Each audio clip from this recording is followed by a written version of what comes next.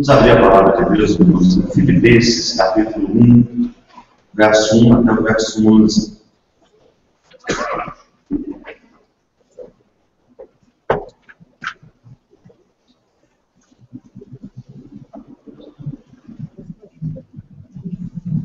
Filipenses 1, de 1 a 11. Mesmo assentados, vamos acompanhar na reverência a leitura da palavra de Deus.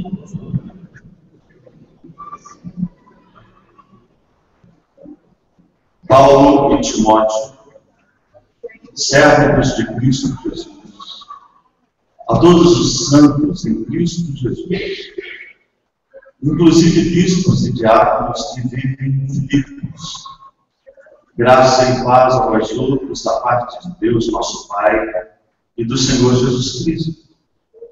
Dou graças ao meu Deus por tudo que recordo de vós, fazendo sempre com alegria súplicas por todos vós, em todas as minhas orações, pela vossa cooperação do Evangelho, desde o primeiro dia até agora. Estou plenamente certo de que aquele que começou boa obra em vós há de completá-la até o dia de Cristo Jesus. Aliás, é justo que eu assim pense de todos vós, porque vos trago no coração, seja nas minhas algemas, seja na defesa e confirmação do Evangelho, pois todos sois participantes da graça comigo. Pois minha testemunha é Deus, da saudade que tenho de todos vós, na terra e na misericórdia de Cristo Jesus. E também faço esta oração, que o vosso amor aumente mais e mais, em pleno conhecimento de toda percepção, para aprovardes as coisas excelentes e serdes sinceros e inculpáveis para o dia de Cristo, cheios do fruto de justiça, o qual é mediante Jesus Cristo, para a glória e louvor de Deus. Deus abençoe a sua palavra, irmãos, e fale o nosso coração nessa noite. Vamos orar mais uma vez?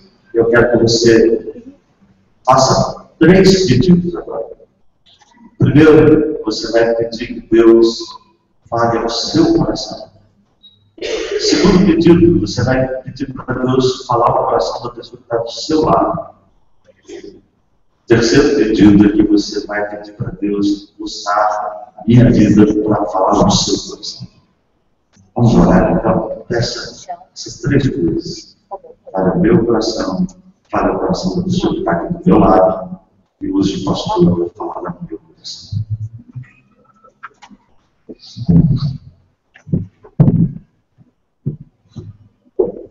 Senhor, é essa a nossa oração nessa noite. Tão somente queremos ouvir a Tua voz. Ouvir, ó Pai, o recado da Tua palavra no nosso coração. Fala conosco, em nome de Jesus. Amém. Uma das preocupações que nós todos temos tido hoje em dia, na conversa que a gente às vezes tem uns com os outros, que a gente ouve aqui fora, é que o amor tem se esfriado. Ou nós temos tido no mundo presente um amor mal direcionado, como diz um comentarista da Bíblia. O homem que ele tem direcionado o seu amor para prazer, ele tem direcionado o seu amor para riqueza, e ele tem direcionado às vezes o amor de forma egoísta para si mesmo. E o amor a Deus, o amor de uns para com os outros, tem se esfriado. Aliás, Jesus disse que isso ia acontecer. No sermão profético de Mateus 25, 24, 25, Jesus fala sobre isso, que nos últimos dias haveriam tempos em que o amor ia se esfriar. Agora, eu desejo ardentemente no meu coração que isso não aconteça. Embora a gente saiba que talvez isso vá acontecer, mas que a gente experimente antes um aquecimento do amor nos nossos corações. Sobretudo, em primeiro lugar, a Deus. Amor à causa, ao reino, ao Evangelho. Que a gente seja tomado da plenitude desse amor. E essa é a oração que Paulo faz algumas vezes quando ele escreve as suas cartas. E essa é a nossa oração, que nós sejamos tomados do amor de Deus. Nós vamos começar hoje uma série de mensagens sobre Filipenses. E nessa carta, Paulo trata do amor, mas ele trata também de outros assuntos tão importantes, como, por exemplo, a alegria. Uma das mensagens centrais da carta aos Filipenses é a alegria, que é mais do que um sentimento, é mais do que um estado de espírito. A alegria é uma ordem, não uma alegria fugaz, passageira, mas a alegria no Senhor. E essa alegria no Senhor é esse amor que deve crescer em nós, a tal ponto que não caiba em nós mais espaço para outra coisa que não seja o próprio Deus. Eu quero que você olhe para o texto, eu quero falar um pouquinho sobre o contexto dessa carta, para a gente conhecer um pouquinho da história. E a primeira coisa que eu quero falar é sobre a cidade de Filipos. Paulo escreve a sua carta para essa igreja, e a cidade de Filipos é uma cidade da Macedônia, norte da Grécia. E ela recebeu esse nome em homenagem a Filipe da Macedônia, que era pai de Alexandre o Grande. Então, é uma cidade importante, de um nome importante, uma história importante.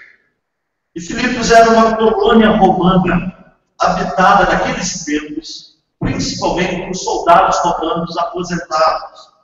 Era uma cidade tranquila, era uma cidade que tinha a sua história importante, e uma cidade que foi estratégica na pregação do Evangelho. Paulo se instalou ali, Paulo foi para ali, plantou ali uma igreja. Mas o início do Evangelho de Filipos não foi fácil. Hoje pela manhã eu falei um pouquinho sobre o início do Evangelho na cidade de Filipos. E aí eu quero falar em segundo momento sobre a igreja, como que a igreja surgiu. Nós aprendemos hoje pela manhã, inclusive, que a igreja foi fundada por Paulo na sua segunda viagem missionária. Se você quer conhecer um pouco mais da história, lê Atos capítulo 16. Provavelmente não havia nenhuma sinagoga lá em Filipos, porque Paulo poderia ir para uma cidade. Primeiro ele procurava uma sinagoga para ensinar a palavra de Deus, para pregar o Evangelho. Mas o texto diz lá em Atos que eles foram para a beira de um rio, porque ali havia, quem sabe, um lugar apropriado da oração. E ali à beira de um rio, Paulo viu um grupo de mulheres que estavam ali, e ele começou a pregar o Evangelho para aquelas mulheres que estavam ali, naquele lugar, que era um lugar talvez aprazível, gostoso, para ter um momento de oração. E ali à beira do rio tinha uma mulher chamada Lídia, e a Bíblia diz que ela ouvia atentamente a pregação de Paulo, e o Espírito de Deus abriu o coração de Lídia, e ela entendeu a pregação, e o Evangelho entrou dentro do coração de Lídia, e ela se converteu, sendo a primeira pessoa da Europa a se converter ao Evangelho de Jesus Cristo. Lídia, vendedora de púrpura, de Tiatira. E o texto diz que ela e a sua casa ouvem a palavra de Deus. E a casa de Lídia se converte. E a casa de Lídia passa a ser um lugar onde a palavra de Deus é acolhida. Os missionários fazem pouso ali. Depois da conversão de Lídia, nós temos a libertação de uma jovem adivinhadora que dava grande lucro para os seus senhores. E o texto de Atos é muito interessante porque diz que aquela jovem ela acompanhava os apóstolos e ela dizia todos os dias: estes homens são servos do Deus Altíssimo e pregam a palavra. E todo dia ela falava aquilo, até que um certo momento Paulo diz: Espírito adivinhador, eu te repreendo no nome de Jesus. E aquela jovem foi liberta. Interessante que o Espírito falava a verdade. Eles eram pregadores do Evangelho. Eles eram servos do Deus Altíssimo. Mas aquele espírito adivinhador estava, quem sabe, confundindo a cabeça das pessoas, identificando o Evangelho pregado por Paulo com a adivinhação daquela mulher. E ela se convidou, então, jovem, a se converter ali em Filipos. Terceira pessoa a se converter em Filipos é o carcereiro, porque por causa dessa libertação dessa jovem, Paulo e Silas são levados à prisão, são açoitados, cantam louvores à meia-noite, manda Deus um terremoto, sacode as cadeias, e quando o carcereiro, achando que todo mundo tinha escapado, fugido, ele tenta se matar, e Paulo diz: não façam mal a ti mesmo, estamos todos nós aqui. E naquele instante, aquele carcereiro impactado, ele diz: o que eu devo fazer para ser salvo? E aí Paulo diz: crê no Senhor Jesus e será salvo, tu e a tua casa. E o texto diz que eles vão à casa do carcereiro e pregam o Evangelho. E toda a casa do carcereiro se converte. Então assim nasce a igreja de Filipos. Com Lídia e sua casa, com aquela jovem adivinhadora que a liberta, e com o carcereiro na sua casa, que também se converte ao Evangelho. Outros, por certo, se converteram. Mas assim começa a igreja de Filipos. E aí Paulo, então, se ausenta, vai para Tessalônica, depois ele desce, vai para Corinto, vai para outras cidades, vai pregando o Evangelho. E depois de muito tempo, então, Paulo escreve a sua carta à igreja de Filipos. E quando Paulo escreve essa carta, irmãos, ele está preso. Alguns dizem que ele é aquela prisão mencionada lá em Atos, capítulo 28, lá em Roma. E Paulo, então, da prisão, numa situação adversa, ele escreve uma carta falando sobre amor, sobre alegria, sobre vida cristã. Que coisa maravilhosa. Mas o texto que nós lemos, irmãos, ele traz em primeiro lugar um prefácio, uma saudação no verso 1 e 2. Existe um padrão naquela época. No primeiro, o nome dos remetentes, depois a menção a quem a carta é dirigida. E aí ele diz: Paulo e Timóteo, servos de Jesus Cristo. A palavra servo é a palavra doulos, significa escravo. E aí ele faz uma menção aos líderes da igreja, aos bispos e diáconos. Bispo é supervisor, é um título normalmente dado aos pastores e presbíteros da igreja. Paulo então se dirige de forma especial à liderança da igreja, e aí ele usa as duas palavras que são maravilhosas, que nós ouvimos sempre: graça e paz. Graça e paz. Em segundo lugar, nós temos uma ação de graças. Paulo agradece a Deus, do verso 3 ao verso 7. E ele diz: eu agradeço a Deus por tudo que eu recordo de nós. Por certo, Paulo está lembrando aqui do início do Evangelho, da libertação daquela jovem, da conversão de Lídia, da conversão do carcereiro, de tudo que ele passou ali, e de como Deus havia abençoado a vida dele. No verso 4, Paulo fala da alegria, interceder por eles. Aí já começa o tom da carta. A alegria está permeando toda a carta aos Filipenses. No verso 5, Paulo usa uma expressão interessante. Ele diz que agradece pela cooperação deles no Evangelho. A palavra cooperação é koinonia, comunhão, apoio, mútuo, incentivo. No verso 6, Paulo diz algo maravilhoso. Ele diz que aquele que começou com a obra em vós, ele há de completá-la pelo dia de Cristo Jesus.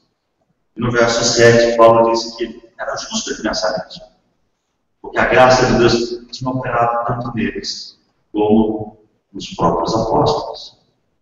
E finalmente, irmãos, nós temos uma oração importante aqui no texto.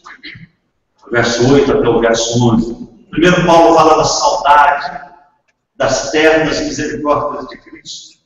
E depois ele faz esse pedido: que o vosso favor aumente mais e mais. Interessante esse pedido, não?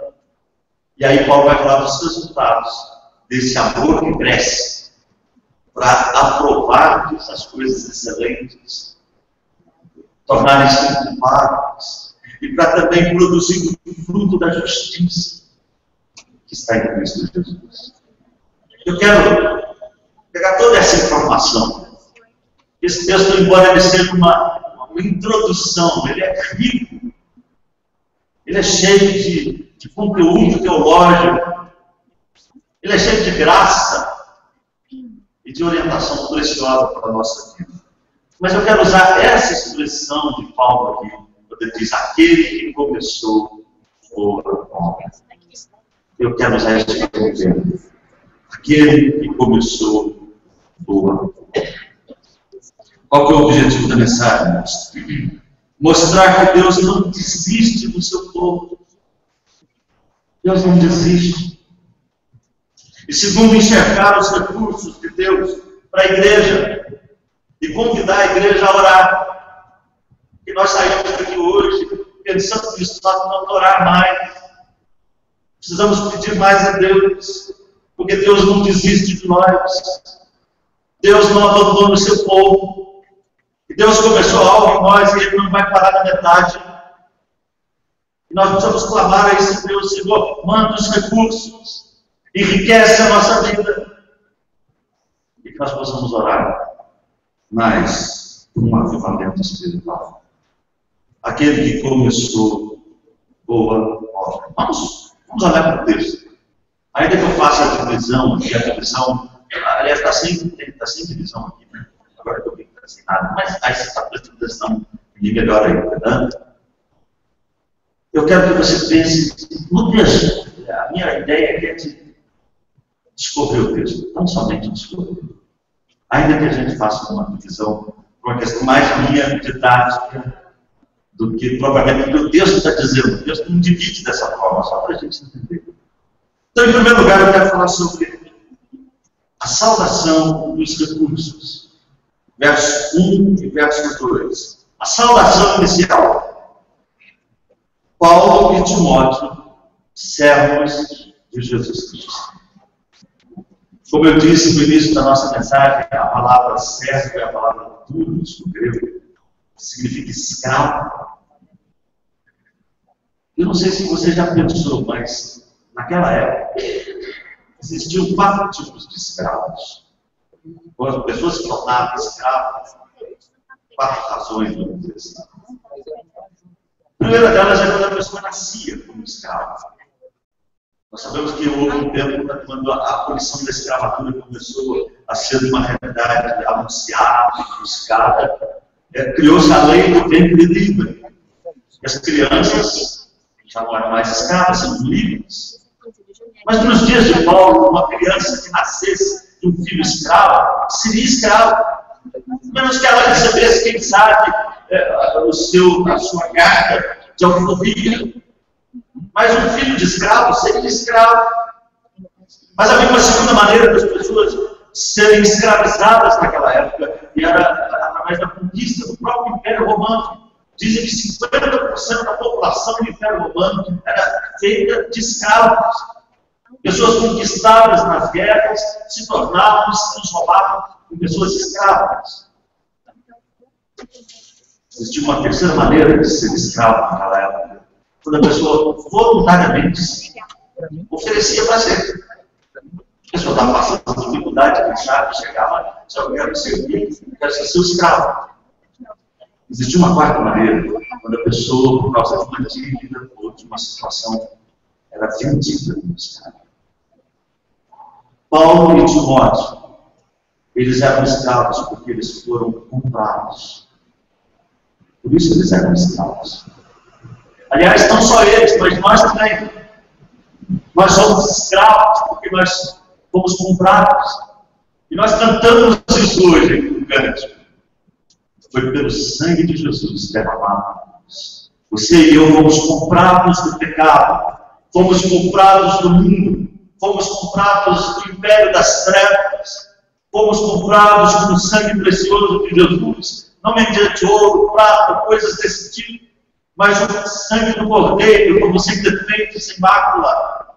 E agora fomos trazidos para o reino de Jesus. Somos servos, escravos dele. E esse é um grande privilégio, irmãos. Porque o nosso Senhor não é tirano. O jugo dele é suave, é leve. Paulo e Timóteo foram comprados pelo sangue de Jesus. Você e eu também. E aí Paulo diz a todos os santos em Cristo Jesus, inclusive bispos e diáconos que vivem em Filipos. Eu acho interessante como esse pedacinho dessa carta fala sobre Jesus. É impressionante. Toda hora Paulo está enfatizando em Cristo Jesus. Escravos em Jesus, santos em Cristo Jesus. E quando ele fala que a igreja é santa, ele está trazendo a ideia da igreja como um todo. Quando a Bíblia fala que nós somos santos, ela não fala individualmente. Isso é interessante. Ela fala da igreja. A igreja é santa. A igreja foi separada e ela caminha para ser igreja gloriosa, sem mácula, sem pulga. E Paulo fala de forma específica da liderança também. Bispos e diáconos, que devem também fazer parte dessa santidade da vida da igreja. E aí ele usa as duas palavras maravilhosas: graça e paz. A graça, irmãos, significa o meio como Deus salva a sua igreja. Não é por mérito nosso, mas pela graça que nós fomos salvos. É assim que Deus nos salva. Isso é maravilhoso pensar, porque eu não mereço nada, nós não merecemos nada. E se estamos aqui hoje, é pela graça de Jesus. E a paz é a consequência dessa salvação preciosa. Paulo diz: justificados, pois, mediante a fé, temos paz com Deus. É a paz da reconciliação, é a paz que significa que está tudo bem.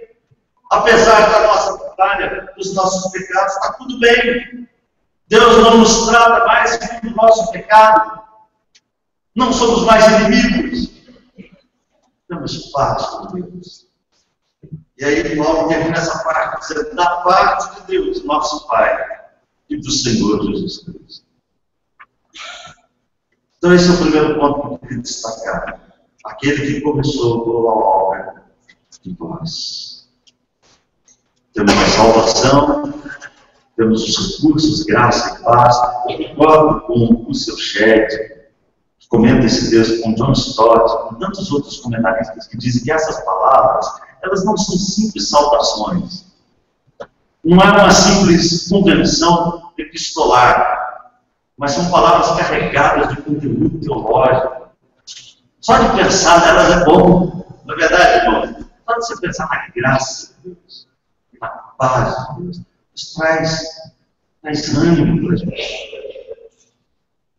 Mas aí Paulo vai dizer uma segunda verdade que eu quero desenvolver: é que aquele que começou a boa obra, ele fez isso através pelo Evangelho.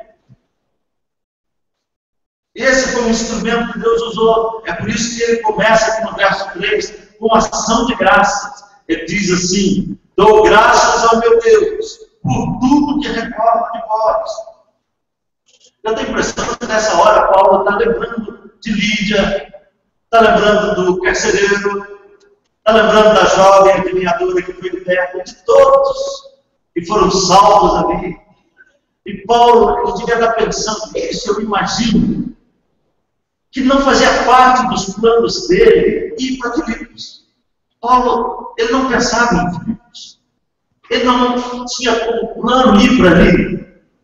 Se você ler Atos, você vai ver isso. Que Paulo foi e de repente o Espírito Santo me impediu de ir para o lugar que ele queria. E aí o texto diz que Paulo insistiu e mesmo assim o Espírito de Deus impediu. Até que lá em Troade, Paulo teve uma visão de um varão macedônio que disse: faça Macedônia, ajuda-nos. E eu creio, irmãos, que nessa hora tudo isso está na mente, no coração de Paulo. E ele está dizendo: Deus, muito obrigado. Muito obrigado porque o Senhor desviou o meu caminho daquilo que eu queria. Muito obrigado porque o Senhor fechou as portas para onde eu queria ir. E o Senhor me levou para Filipos. E ele disse: Senhor, muito obrigado. E esse é o tom da gratidão aqui, irmãos. No verso 3. Lá em Filipos, Deus agiu de forma extraordinária. É por isso que no verso 4, no verso 5, o tom da oração é de alegria. Ele diz assim: fazendo sempre com alegria súplicas por todos vós, em todas as minhas orações. pela cooperação do Evangelho, desde o primeiro dia até agora. Eu não tinha outra maneira de ser, não. Deus, eu estou feliz. Eu fico imaginando que aquele homem estava preso. Ele tinha tudo para ficar ali. Quem sou eu? Prego o Evangelho, estou aqui, preso, sendo judiado. Mas não, o coração de Paulo tinha alegria. No coração dele não havia espaço para qualquer sentimento de revolta, coisa desse tipo. Paulo estava cheio de alegria e ele orava com alegria. Qual o motivo dessa oração, dessa alegria? A cooperação do Evangelho, a coinonia, que é muito a cooperação, a participação conjunta. Eu tenho a impressão que Paulo está pensando não só no apoio financeiro deles, mas Paulo está pensando também na participação conjunta daquela igreja, do ministério de Paulo. Súplicas com alegria. E aí ele fala de uma certeza inabalável, no verso 6 e no verso 7. Estou plenamente certo de que aquele que começou boa obra em vós há de completá-la até o dia de Cristo Jesus. Aliás, é justo que eu assim pense de todos vós, porque vos trago no coração, seja nas minhas algemas, seja na defesa e confirmação do Evangelho, pois todos sois participantes da graça comigo. Coisa linda isso aqui. Deus não desiste da gente. Graças a Deus. Ele começou uma obra na nossa vida e Ele vai completar. Ele vai completar. Isso me ensina que nada desse mundo pode me separar do amor de Deus que está em Cristo Jesus. Deus não vai me deixar na metade do caminho. E eu digo a primeira pessoa, mas é para todos nós isso. O crente verdadeiro não é abandonado por Deus. Porque Deus começou uma obra na nossa vida. Ele trouxe a graça. Ele nos revestiu com a sua paz. E às vezes o inferno se levanta contra nós, irmãos. Às vezes o diabo ele arma ciladas contra nós. Ele fez isso com Pedro. Ele cirandou o coração de Pedro. Ele reclamou para peneirar Pedro. Mas a Bíblia diz que Jesus orou por ele, para que a fé de Pedro não fosse em vão, para que ela valesse no tempo da aflição. Coisa maravilhosa. Ele começou uma obra na sua vida.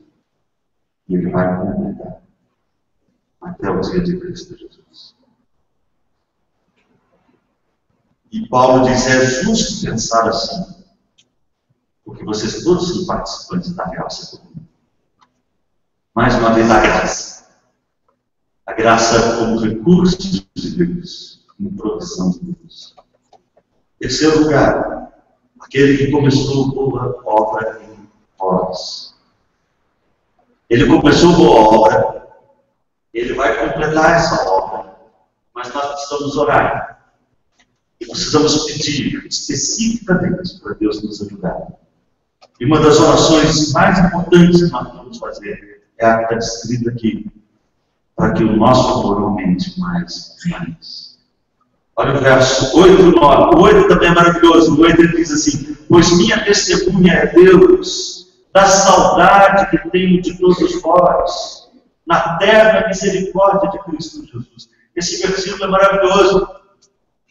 Primeiro, a expressão saudade aqui, Paulo está dizendo, olha, o meu desejo ardente é estar com vocês. Na verdade, Paulo não está falando de uma saudade simplesmente como um sentimento vazio, distante. Paulo está falando de um desejo que ele tinha de estar junto com aqueles irmãos. E aí Paulo faz uma ponte dessa saudade, desse amor dele, com o amor de Cristo. E eu acho maravilhoso o final do verso 8, quando ele diz, na terna misericórdia de Cristo Jesus. Essa expressão é entranhados afetos. É como se Paulo falasse, Jesus ama você do fundo das suas entranhas. É a forma que o judeu declarava o seu amor.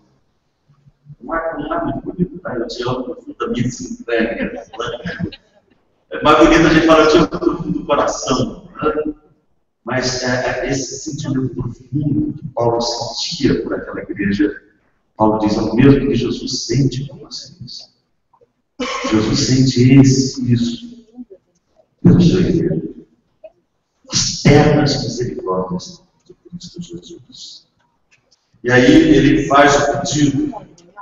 E ele diz no verso 9, e também faço esta oração, que o vosso amor aumente mais e mais, em pleno conhecimento de toda a percepção. É até difícil a gente entender o que Paulo está querendo dizer aqui, né? Mas eu gostei de uma interpretação, se não me engano, do próprio Mr. Chet, quando ele diz que a mola mestra da Bíblia Vida Nova, a Bíblia de Genebra, eu associei um com o outro, né? A Bíblia de Genebra diz que a mola mestra do conhecimento, da percepção, é o amor. Por isso ele diz, cresçam em amor, porque o amor é aquele que vai traduzir, que vai impulsionar o conhecimento e a nossa percepção. Ou seja, não adianta eu conhecer e perceber se eu não amar. Se eu não amar a Deus sobre todas as coisas, e procurar amar o próximo como a mim mesmo. Eu preciso então fazer com que esse conhecimento e essa percepção sejam evidenciados com amor. Amor a Deus e para o próximo.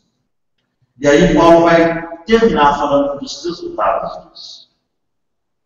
Olha o verso 10, e ele diz assim no 10, para aprovardes as coisas excelentes e serdes sinceros e inculpáveis para o dia de Cristo. A palavra aprovar aqui significa uma coisa que você testa, e depois que você testa aquilo, você vê que aquilo realmente é bom, e aí você põe em prática. Então Paulo está dizendo que o amor cresça na vida de vocês, mais e mais, para que vocês possam experimentar, depois de aprovar, as coisas excelentes. Que coisas excelentes são essas? A própria vida com Deus. As coisas excelentes têm a ver com a nossa caminhada, a nossa vida. Ou seja, eu só vou experimentar de fato coisas excelentes se eu amar a Deus, se o amor crescer em mim, se eu amar o meu irmão. E aí ele diz mais, não só eu aprovar as coisas excelentes, mas no final do verso 10 ele diz, e ser sinceros e inculpáveis para o dia de Cristo. E a outra consequência vem no verso 11, cheios do fruto de justiça, o qual é mediante Jesus Cristo para a glória e louvor de Deus. Coisa maravilhosa, irmãos. A gente precisa pedir isso, Senhor, que o nosso amor cresça mais e mais. Como é difícil, às vezes, a gente fazer esse pedido, mas a gente precisa pedir. A gente precisa pedir. Porque o nosso amor é imperfeito. A gente precisa pedir que Deus derrame o seu amor. Nós precisamos disso. Ainda que a gente pense que o amor vai ser criado, que não seja o nosso amor de forma alguma. Aquele que começou, loa, honra. Esse é Deus. Ele começou uma boa obra em cada um de nós. Precisamos pensar nele como nosso Deus, que tem um plano maravilhoso para a nossa vida. Precisamos pensar nele como Deus que vai completar essa obra que ele começou pelo Evangelho, que continua pelo Evangelho e que vai ser consumado no dia de Deus, quando Jesus voltar. Enquanto nós caminhamos nesse caminho de Deus, nesse projeto de Deus, que a gente faça essa oração. Senhor, que o nosso amor aumente mais e mais. Vamos terminar, irmãos? Eu quero fazer algumas aplicações.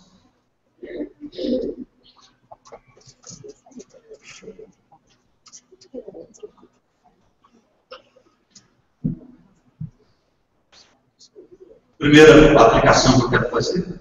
Tudo que está aqui é possível em Jesus. Jesus está presente aqui. Paulo toda hora ele fala em Cristo Jesus. Então, creia em Cristo.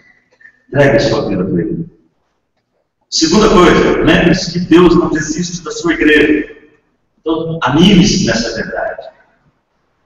Terceira coisa, Deus dá graça, misericórdia, amor. Busque esses recursos na sua vida. E em último lugar, ore. Senhor, aumenta meu. Deus nos abençoe nisso. Amém? Vamos ficar em pé. Vamos cantar mais um.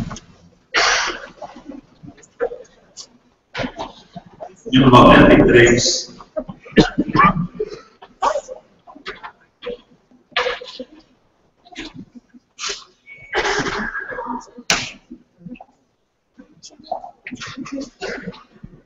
Firmes na fé.